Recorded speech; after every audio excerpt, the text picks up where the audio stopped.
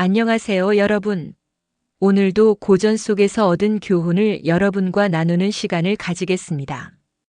오늘의 주제는 명심보감에 나오는 구절입니다. 바로 총명사의 수지이유 공피처나 수지이양 용력진세 수지이겁 부유사의 수지이겸입니다. 이 구절은 공자가 말했다. 총명하고 생각이 뛰어나더라도 어리석은 척해야 하고 공이 천하를 덮을 만하더라도 겸양해야 하며 용맹을 세상에 떨칠지라도 늘 조심해야 하고 부유하기가 사해를 소유했다 하더라도 겸손해야 한다는 뜻으로 지혜와 성공을 얻었을 때 그것을 자랑하지 말고 겸손하게 행동하라는 교훈을 담고 있습니다.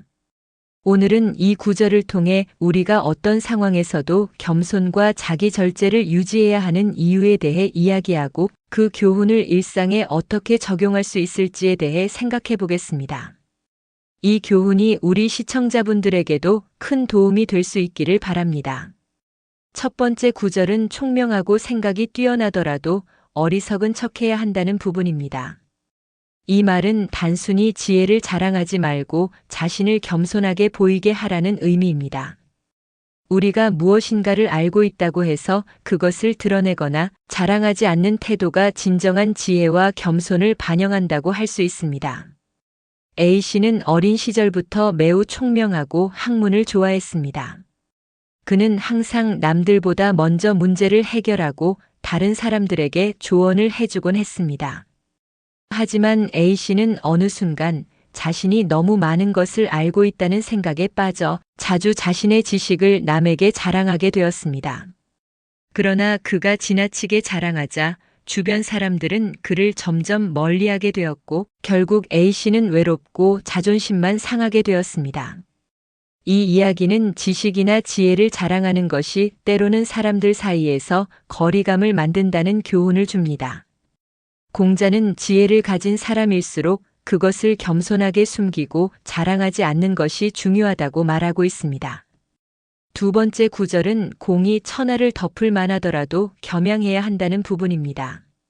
이 구절은 자신이 이루어낸 일이 크다고 해서 그 공을 자랑하지 말고 그에 대해 겸손한 태도를 가져야 한다는 교훈을 담고 있습니다. 어떤 큰 성취를 이뤘을 때 겸손한 태도를 유지하는 것이 진정한 위대함을 의미한다는 것입니다. B씨는 어린 시절부터 여러 가지 재능을 발휘하여 여러 가지 대회에서 우승을 차지하고 많은 사람들에게 인정을 받았습니다.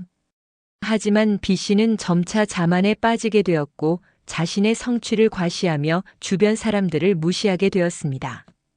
그 결과 그는 점차 사람들에게서 멀어지게 되었고 결국 혼자 남게 되었습니다. B씨의 이야기는 자신의 성취나 공을 지나치게 자랑하고 과시하는 것의 위험성을 보여줍니다. 큰 성취 뒤에 겸손하게 행동하는 것이 사람들과의 관계에서 더 큰 가치를 만들어낸다는 교훈을 얻을 수 있습니다.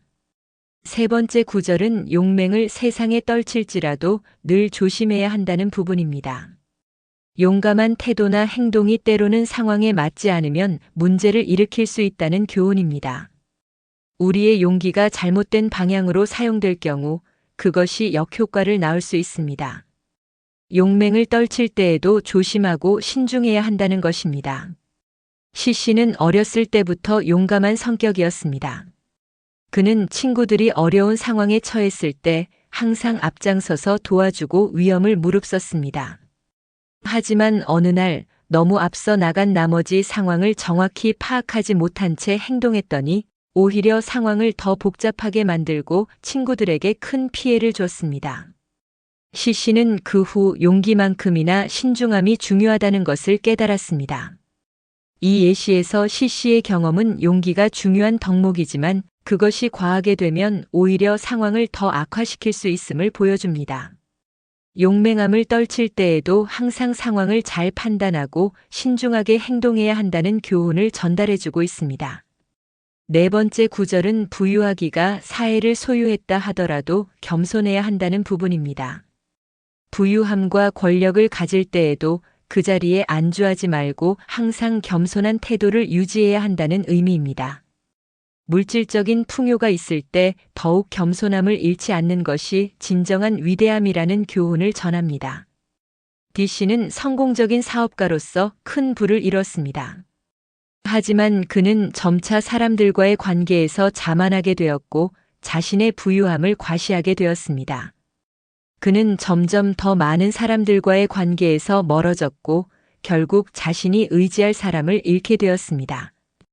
D씨는 결국 물질적인 풍요와 겸손의 중요성을 깨닫게 되었고 다시 사람들과 소통하는 법을 배우게 되었습니다. 이 예시에서 D씨의 이야기는 물질적인 풍요를 가지더라도 그것에 대한 자만을 버리고 겸손을 유지하는 것이 얼마나 중요한지를 깨닫게 해줍니다.